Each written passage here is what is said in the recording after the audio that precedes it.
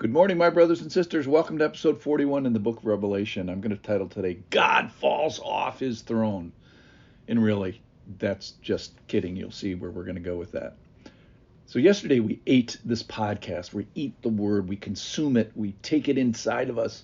But sometimes, as it said yesterday, it's a little bitter. And we'll get to a bitter story today, but it ends with sweetness.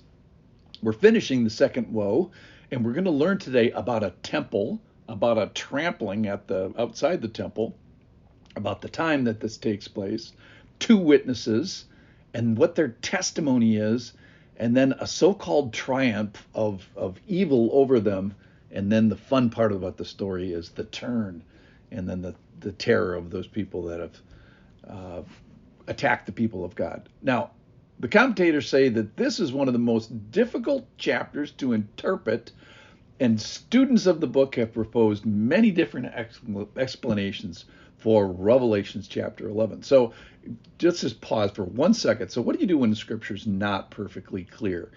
It's fairly unusual because most of the Bible is quite understandable, and we have a God who wishes to be revealed and known. So perhaps the Lord wants us to understand some broad brush applications here.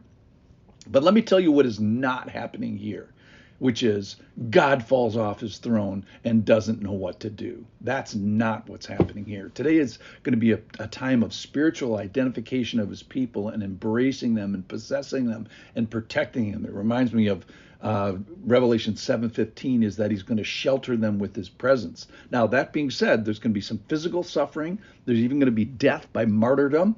And so that's a death because of Jesus, for Jesus, representing Jesus, but it's fixed. How's that? By resurrection. So it's the Lord seeing these people through all the way to the end. All right, so this is a section called The Two Witnesses. It's in chapter 11, verse 1. Then I was given a measuring rod, this is John talking, like a staff, and I was told, rise and measure the temple of God and the altar and those who worship there. So John goes to the temple of God, and it's a place of God, and it's a place of the people of God who now remain. And John is asked to measure the people who worship. So God sort of is taking stock of those who are his own, and he kind of measures them, measures the part of his possessions, and alternatively, kind of those who are not. So those who are in and those who are out. Those who are in, he's going to identify and preserve and resurrect at the end of this story. So we've been waiting for worshipers because we're in the tribulation, either in the middle or the end of the tribulation. Verse 2. But do not measure the court outside the temple, leave or cast that out, for it is given over to the nations, and they will trample the holy city for 42 months. So we get this trampling of the city, trampling of the people of the city, the people of God. Those in divine favor are known by God, and those outside are kind of doing what they do. They're going to be hostile to God's and his ways. So verse 3. And I will grant authority to my two witnesses. So now we have these new characters, and they're going to prophesy for 1,260 days, clothed in sackcloth. So the time here, so we're hearing about either the middle or probably the end of the Great Tribulation, 1,260 days, 3.5 years. And this is a known and referred to biblical time period. But the point I think we can gather from it, it's measurable, it's limited, and it's a time when God does not fall off his throne and doesn't not know what to do. Verse 4. These are the two olive trees. Now he's describing these two witnesses, describing them as olive trees and the two lampstands that stand before the Lord of the earth. So these witnesses are testifying and giving testimony. Possibly they represent all the saints, possibly they represent the church on the earth, but surely they're the good guys in the picture. Verse 5, a little bit more description of them. If anyone would harm them, fire pours from their mouth and consumes their foes. If anyone would harm them, this is how he is doomed to be killed. They have power to shut the sky, that no rain may fall during the days of their prophesying. And they have power over waters to turn them into blood and to strike the earth with every kind of plague as often as they desire. So here's the testimony. They're serving as these kings and priests and and prophets before the Lord. And what are they doing? They're witnessing. They're witnessing in sackcloth physically. So that's kind of like a word picture of this prophetic judgment that's coming. They have a message of death and famine and drought and judgment. And in this time they're protected. So the thought is, and this is for all of us, I'm immortal until the Lord calls me home, and I'm untouchable until God calls me home.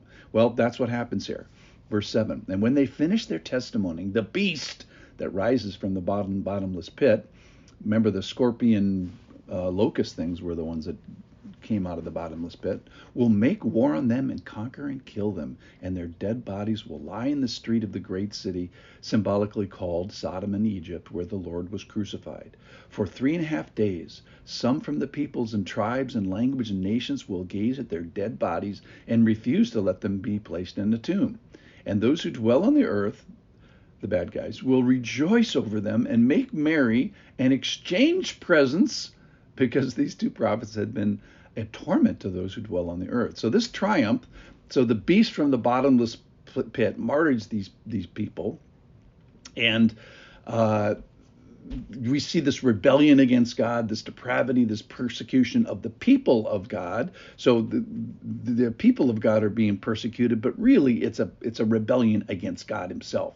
There's no daylight between the persons a person's love for God and a person's love for the people of God. And it's no surprise here that the people of God and his prophets receive some of the hatred that is ultimately directed at God himself. But my favorite part of this is that it's Christmas Day. They give each other's presents. They celebrate. All right, so verse 11, but after 3.5 days, the breath of life from God entered these dead prophets, and they stood up on their feet, and great fear fell upon those who saw them. And I heard a loud voice from heaven saying to them, come up here. And they went up to heaven in a cloud, and their enemies watched them. So here's the turn of the story. This is a short-lived triumph. The people are vindicated by resurrection. So the time when the Antichrist is making war against the saints, this is a limited period of time. And God is saying, I got this. Yes, it's horrible. It's strange. It's otherworldly. There's a creature, there's a beast from the bottomless pit. But the Lord has his eye on his own. And if something's bad that's happening to you right now, remember, death is conquered again by resurrection. So the greatest 3 words, this loud heavenly statement of the Lord saying, come up here. And what God is not saying is God is not falling off his throne and doesn't not know what to do. God has got even this in control. Thanks for listening.